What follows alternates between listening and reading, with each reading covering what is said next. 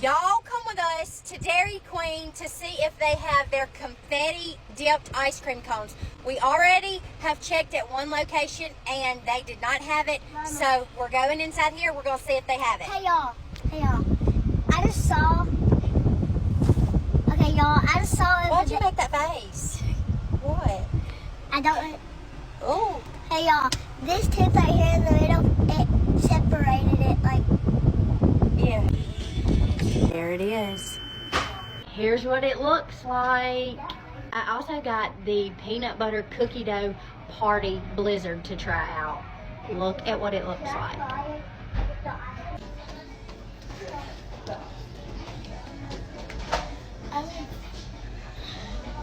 I think it's good. Good. What do you think? I think it was hyped up a little bit, but it's good. I don't think it's worth the hype. No. Emmy says it tastes like a robin egg. Kind of tastes like stale candy. Now we're gonna taste this. Or it tastes like an Easter egg. That's real good. You cannot mess up something that's got peanut butter, cookie dough, and sprinkles in it. No. 10 out of 10.